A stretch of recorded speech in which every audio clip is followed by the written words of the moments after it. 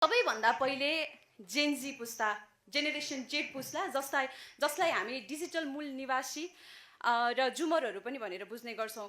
यस पुस्ताको विषयमा थोरै चर्चा गर्नुपर्दाखेरि यसमा के छ भन्दाखेरि एउटा यस्तो सामाजिक र जनसङ्ख्यात्मक समूह हो जसको सदस्यहरू चाहिँ हामी सन् 1997 देखि 2012 सम्मको एउटा समूहलाई बुझ्ने गर्छौँ। र यसको पृष्ठभूमिमा जानुपर्दाखेरि हामी जेनेरेसन अल्फा भन्दा अघिका पुस्ताहरू र त्यसै गरी पूर्वका सहशताब्दीका जेनेरेसनहरू पछिको पुस्तालाई हामी जेनेरेसन जेड पुस्ता भनेर बुझ्ने गर्छौँ। मूलतः हामी यसलाई जेनेरेसन जेड किन भन्छौँ भन्दाखेरि जेनेरेसन जेड पुस्ताहरू सबैभन्दा बढी प्रविधिमा अझै अब्बल, सबैभन्दा धेरै सोसल मिडिया प्लेटफर्महरू सबैभन्दा धेरै प्रयोग गर्ने र सामाजिक सञ्जाल सँगसँगै स्मार्टफोनको अधिकतम प्रयोग गर्ने पुस्तालाई हामी जेनजीको रूपमा लिगिराखेका छौँ। र त्यो सँगसँगै हामीले हेर्ने हो भने सम्भ्रान्त राष्ट्रका जेनजी पुस्ताहरू र नेपालको परिवेशका जेनजी पुस्ताहरूमा धेरै अन्तर छ। हामीले देखाए जस्तो, हामीले भने जस्तो, हामीले विचार र विमर्शको छलफल गर्दाखेरि देखाइए जस्तो जेनजी पुस्ताहरू नेपालको परिवेशमा थोरै मलाई त्यही अनुसारले गएको छ जस्तो मलाई लाग्दैन। जस्तो हामीले हेर्ने हो भने दूरदराजका नेपाली युवकहरूलाई, नेपाली पुस्ताका युवाहरूलाई हामीले कस्तो जेनजी पुस्ता मान्ने, त्यो सँगसँगै ती जेनजी पुस्ताहरू समान अवसर पाएको छन् कि छैनन् भनेर कसरी नापतोल गर्ने, इन्टरनेटको पहुँचमै नपुगेको पुस्तालाई हामी कुन पुस्ता मान्ने, यो सँगसँगै मधेसका भूमिहीन दलित समुदायका युवाहरूलाई हामी कुन पुस्ता मान्ने, बोटेमाझी समुदायका युवाहरू, चेपाङ बस्तीमा हुर्किँदै गरेका युवाहरूलाई हामी कुन जेनजी पुस्ता मान्ने, यी बहसहरू आज हामीमा छन्। आर्थिक अभावले पढ्नै नपाएका जेनजी पुस्ताहरू पनि यहाँ छन्। यो समाजले पिल्सिएको, थिचिएको, यो समाजले अगाडि नै बढ्न नदिएको पुस्ताहरू पनि छन्। यी पुस्ताहरूलाई हामी जेनजी पुस्तामा कहाँनिर हटाउँछौँ, यो प्रश्न आज हामीमा छ। धेरै कुराहरू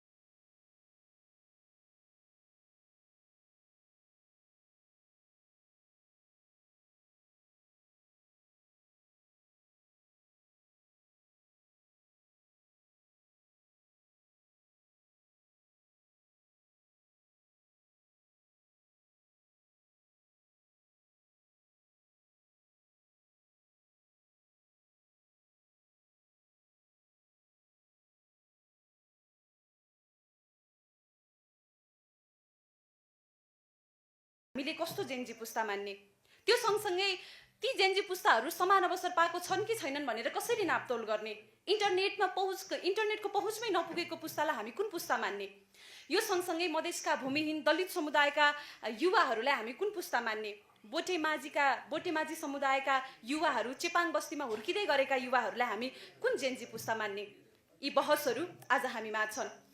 आर्थिक अभावले पढ्नै नपाएका जेनजी पुस्ताहरू पनि यहाँ छन्। यो समाजले पिल्सिएको, थिचिएको, यो समाजले अगाडि नै बढ्न नदिएको पुस्ताहरू पनि छन्। यी पुस्ताहरूलाई हामी जेनजी पुस्तामा कहाँनिर हटाउँछौँ, यो प्रश्न आज हामीमा छ। धेरै कुराहरू छन्, विषय पेचिलो छ, समय एकदमै कम छ। आज आरक्षणको विषयमा थोरै बहस गर्दाखेरि मूलतः आरक्षण भनेको के हो?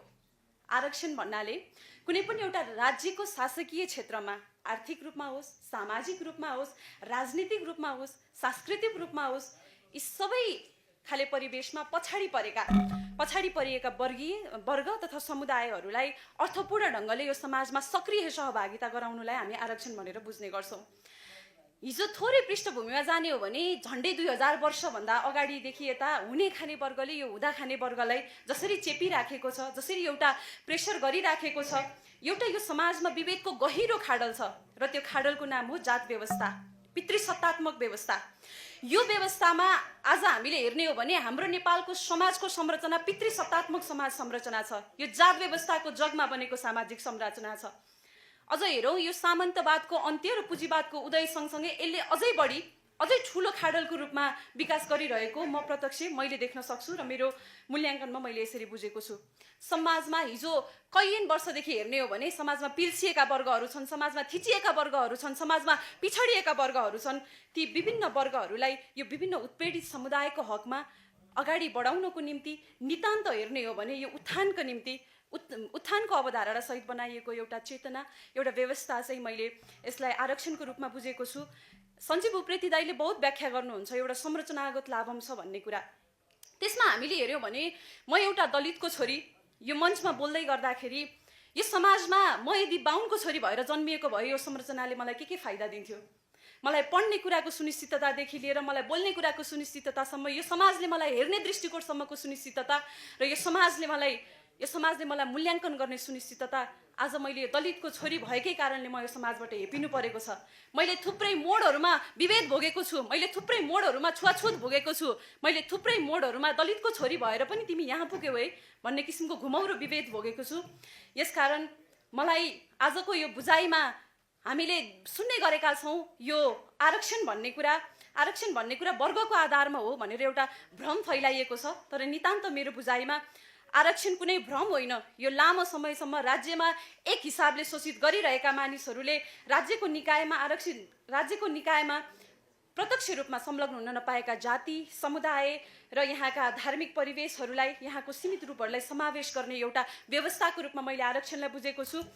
हामीले सुनेका छौँ आरक्षणलाई मान्छेहरूले एउटा मुक्तिको बाटो बनाएको जस्तो पनि देख्छौँ। कतिपय कुराहरू हामीले मिडियामा, इन्टरभ्यूहरूमा, पोडकास्टहरूमा पनि सुनिराखेका छौँ। तर मेरो व्यवस्थामा आरक्षण मुक्तिको बाटो होइन, आरक्षण कुनै पनि हिसाबले मुक्तिको बाटो होइन। आरक्षण एउटा सुधारको सहयोगी मात्राको रूपमा मैले लिएको छु। यो ऐतिहासिक विभेद हटाउनको निम्ति, यो ऐतिहासिक विभेदको विरुद्धमा एउटा क्षतिपूर्तिको रूपमा बुझेको छु। यो अन्य जातलाई कुनै पनि हिसाबले कटौती गरेको विषय भन्ने कुरा म बुझ्दिनँ। सँगसँगै एउटा समुदायको सधैँ एउटा कुनामा परिराखेको मान्छेलाई प्रतिनिधित्व गराउनको निम्ति, अपनत्व महसुस गराउनको निम्ति, यो समाजमा यो देश मेरो पनि हो भन्नको निम्ति आरक्षण व्यवस्था ल्याइएको हो र आरक्षण आजको दिनमा अपरिहार्यता छ। पृष्ठभूमिमा हेरौँ, 2028 सालमा नेपाल दलित समुदायले आरक्षणको सबैभन्दा पहिलो रूपमा प्रयोग गरेको पाइन्छ र यो मुद्दालाई उठाउँदै आएको पाइन्छ। यो सँगसँगै विभिन्न जातिहरूले, विभिन्न जनजाति, आदिवासी, महिला, मधेसी समुदायका मानिसहरूले, उत्पीडित समुदायका मानिसहरूले यो मागलाई सङ्घर्षको रूपमा अगाडि उठाउँदै गएको कुरा तपाईँ हामीमा विदित छ। यसकारण पनि हामीले इतिहास पढ्नुपर्छ। आजको जेनजी पुस्ताहरू, यी सबै हिजोको जनआन्दोलन नभोगेका पुस्ताहरू, हिजोको जनयुद्ध नभोगेका पुस्ताहरू, हिजोको यो समाजको वर्गीय विभेद नभोगेका पुस्ताहरूले आज यो देशमा सबैभन्दा बढी जनयुद्धको उपलब्धिमा रमाइरहेका पुस्ताहरू, सबैभन्दा बढी उपलब्धि उपभोग गरिरहेका पुस्ताहरूले यो सामाजिक सञ्जालमा आजको आरक्षणको विषयलाई कोटा र कोठाको विभेदको बहसलाई मजाकको रूपमा, मिमको रूपमा राख्दै गर्दाखेरि तपाईँहरूलाई इतिहास पढ्न जरुरी छ भन्ने कुरा कहिले पनि लागेन। आजको जेनजी पुस्ताले यो बुझ्न जरुरी छ, तपाईँले इतिहास पढ्न जरुरी छ। हिजो 1910 का जङ्गबहादुर राणाले जारी गरेको मुलुकी ऐनदेखि लिएर यो समाजमा हुँदा खाने वर्गले गरेका विभेदका तपाईँले पानाहरू, यो विवेकका किस्साहरू पढ्न बाँकी नै छ। तपाईँहरू यो कुरा महसुस गर्न बाँकी नै छ। आज हामीले हेऱ्यौँ भने नीति निर्माण तहदेखि शिक्षाको तहसम्म हामी एक तबकाले विरोध गर्दै पनि सरकारी क्षेत्रमा पनि हामी आज यो आरक्षणको कारणले गर्दाखेरि समानुपातिक प्रणाली कतै न कतै लागू भएको छ। यो हिजो नेकपा माओवादी केन्द्रले गरेको यो जनयुद्धको महत्त्वपूर्ण उपलब्धिको रूपमा मैले लिएको छु र म आज यस मञ्चमा बोलिराख्नुको एउटा सबैभन्दा महत्त्वपूर्ण दिन पनि यही कारण हो। हामीले हेऱ्यौँ भने हिजो राज्य सत्ताबाट निरन्तर लाभ पाएका व्यक्तिहरूले आज यो आरक्षणलाई बहसको विषय बनाउनु भएको छ र यो आरक्षणलाई बहुत विरोध गर्दै आउनु भएको छ। यो विषय एकदमै पेचिलो बन्दै गइरहेको छ। तर यो संरचनागत लाभांश हिजोदेखि उठाइरहेका व्यक्तिहरूले यो हिजोको संरचनागत लाभांशसँग जोडिएर हिजो यो देशमा, यो राज्यमा टुप्पी रिहाएर खाएका व्यक्तिहरूले आज यो देशको वर्गले, आज यो देशको पिछडिएको वर्गले, समुदायले आफ्नो अधिकारका लागि लड्दै गर्दाखेरि तपाईँहरू यो राज्य सत्ता छोड्न पनि तयार हुनुपर्छ। तपाईँहरू आज यो वर्गीय उन्मुक्तिका लागि साथीहरूले आवाज उठाउँदै गर्दाखेरि तपाईँहरूले पाइरहेको लाभांश छोड्न पनि तपाईँहरू तयार हुनुपर्छ। मैले यो जात व्यवस्था आफैमा एक किसिमको आरक्षणको रूपमा बुझ्दै गर्दाखेरि हामीले हिजो हेऱ्यौँ भने समाजको संरचना अनुसार चारवटा वर्णमा विभाजित भएको थियो। त्यसमा हेरौँ ब्राह्मण, क्षेत्रीय, वैश्य र शूद्र। ब्राह्मण जातिले वेद पढ्ने, पुराण पढ्ने, अझ भनौँ शैक्षिक काममा सबैभन्दा अगाडि। क्षेत्रीय वर्णले हेऱ्यौँ भने राज्य चलाउनेदेखि लिएर यो युद्ध लड्नेसम्म सबैभन्दा अगाडि। वैश्यलाई हेऱ्यौँ भने हामीले व्यापार व्यवसायको कुराहरूमा सबैभन्दा उनीहरू अव्वल, अनि शूद्रहरूलाई हेर्ने हो भने सेवा गर्ने कुरामा सबैभन्दा अव्वल हिजोको सामाजिक संरचना अनुसार हामीले बनाएको देख्न सक्छौँ। र आज यो समानुपातिक सुनिश्चितताको कुरा गर्दै गर्दाखेरि केही सिट सुनिश्चितताको भरमा चाहिँ हामीले पिछडिएको वर्गको प्रमुख समस्या परम्परागत पेसाको कुरा, भूमिहीनताको कुरा, गरिबी निवारणको कुरा, रोजगारीको कुराहरूलाई त यो आरक्षणले अझ प्रत्यक्ष रूपमा त छुन सकेकै छैन। यी कुराहरू किन बहसमा आइराखेको छैनन्? यो देश मेरो पनि हो भन्नको निम्ति, यो देश आफ्नो पनि हो भन्नको निम्ति, यो देशमा म पनि प्रतिनिधित्व गर्छु भन्नको निम्ति, मेरो पनि समुदाय छ भन्नको निम्ति आज हामीले आरक्षणको मुद्दा उठाइराखेका छौँ। यो देशमा हामी धनी बन्नको निम्ति हामीले आरक्षणको मुद्दा उठाइरहेको होइनौँ। यो कुरा तपाईँहरू हामी जेनजी पुस्ता प्रष्ट हुन जरुरी छ। हामीले हेऱ्यौँ भने राजनीतिक प्रशासनिक क्षेत्रमा हामीले केही नीति निर्माण थलोमा कम्तीमा समानुपातिक प्रतिनिधित्व आज हामीले सेट त गरेका छौँ, उपस्थिति त भएका छन्, तर केही सिट मात्र यसको समाधानको उपाय भने पक्कै पनि होइन। जबसम्म हामी ब्युरोक्रेटिक लेभलमा गएर नीति निर्माण तहसम्म हामी आफै बसेर यो समाजलाई महसुस गरेर यो समाजका समस्याहरूलाई आफैले लिएर गएर जबसम्म बोल्न सक्ने हुँदैनौँ, जबसम्म नीति निर्माण तहमा हाम्रो प्रत्यक्ष संलग्नता हुँदैन, तबसम्म यो आरक्षणले साँचो अर्थमा अझै पनि पूर्ण रूपमा कार्यान्वयन भएको जस्तो भने मलाई लाग्दैन। त्यो सँगसँगै हिजो हामीले हेरेको कुराहरू, छुवाछुत विभेदका कुराहरू र बहिष्करणको कुराहरू त अझ प्रत्यक्ष रूपमा यसले टच गरेकै छैन। आरक्षणले अझै त्यसलाई त महसुस गर्नै पाएको छैन। हिजो मैले अघि पनि भने यो वर्गीय लडाइँको आभासहरू, यो जनयुद्ध, जनआन्दोलनको कुनै पनि कुराहरू महसुस गर्न नपाएका पुस्ता र तर यो सबैभन्दा उपलब्धि बढी प्रयोग गरिरहेको पुस्ताले फेसबुकमा मिमको रूपमा होइन, तपाईँले यो गर्विलो इतिहासलाई गर्व गरेर हिँड्न सिक्नुहोस्। तपाईँको यो बलिपूर्ण इतिहासलाई छातीमा राखेर मस्तिष्कमा क्रान्तिकारी चेतको रूपमा अगाडि विकास गर्न सक्नुहुनेछ भन्ने मैले अपेक्षा गरेको छु। हिजो हामीले भनेका छौँ र मार्क्सले भन्नुहुन्थ्यो राज्य सधैँ विभेदकारी हुन्छ, राज्य सधैँ विभेदकारी हुन्छ। आज कतै न कतै राज्यको कुनै न कुनै हिसाबले हामी पछाडि परेकै छौँ। यो कुरा हामीले स्वीकार गर्नुपर्छ। प्रतिस्पर्धाको कुरा गर्दाखेरि सबैभन्दा पहिला समता र समानता, इक्विटी र इक्वेलिटी, हामीले यो दुईवटा कुरा बुझ्न सक्यौँ भने प्रतिस्पर्धा साँचो अर्थमा बुझ्न सक्छौँ जस्तो मलाई लाग्छ। हामीले हेऱ्यौँ कुनै पनि व्यक्तिलाई, म यो मञ्चमा बोलिराखेको छु, तपाईँले मञ्चको अगाडि रोमा बस्ने साथीलाई र पछाडि रोमा बस्ने साथीलाई यहाँ एउटा प्रतिस्पर्धा खुल्ला गरिदिनुहोस्, कसले सबैभन्दा पहिला आएर मलाई छुन्छ भन्नुभयो नि हामीले स्वतः रूपमा भन्न सक्छौँ अगाडि बस्नु भएको साथीले मलाई पहिला आएर छुनुहुन्छ र उहाँ विजय हुनुहुन्छ। मञ्चमा पछाडि बस्नु भएको साथी, त्यो पनि बाटो नभएको ठाउँमा कर्नरमा बसिराख्नु भएको साथीले मलाई छुनलाई यो बाटो घुमेर आउनुपर्छ र यो मञ्चमा आएर उहाँले मलाई छुनुपर्छ।